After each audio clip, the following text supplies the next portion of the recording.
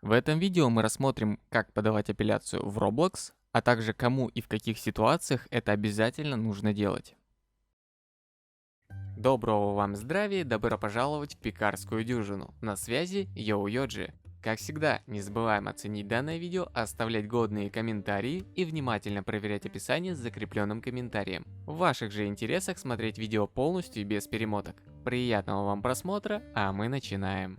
Если ваш аккаунт в Roblox или контент, который вы загружали в Roblox Studio, был забанен, удален, и у вас есть доказательства того, что это произошло по ошибке, то можно попробовать запросить апелляцию. И, естественно, на английском языке. Для этого переходим на сайт roblox.com, в правом верхнем углу нажимаем на шестеренку Help, листаем в самый низ Contact Us, Support Form, открывается форма для обращения в службу поддержки.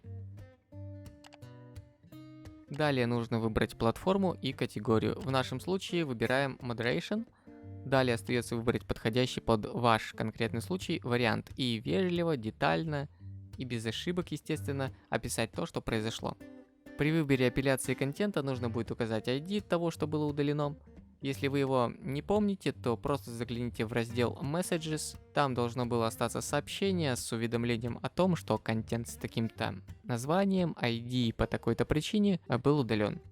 Эту информацию вы также можете использовать при описании проблемы. Единственная проблема в том, что количество символов ограничено, поэтому старайтесь писать коротко и ясно. Также возможно, что даже если вы подадите апелляцию, не факт, что удаленный предмет можно будет восстановить. Да, если у вас его не осталось, вы его сразу удалили после того, как загрузили в Roblox Studio. Вот как-то так, да. Из своего опыта скажу, что поддержка отвечает в течение нескольких дней, поэтому если ваш аккаунт забанили на один день, к примеру, то скорее всего в обращении нет смысла. Однако, если ваш аккаунт был забанен из-за контента, который вы загружали в Roblox Studio, при том, что этот контент ничего не нарушал и все-таки был заблокирован модератором, в таком случае апелляцию нужно подавать, потому что это действительно серьезная проблема и на нее стоит обратить внимание. Ведь подобная ситуация может повториться, и это может оказать негативное влияние на ваш аккаунт в будущем. А это важно, особенно для разработчиков игр. Напоминаю, не забываем соблюдать культурную манеру речи при обращении с саппортом.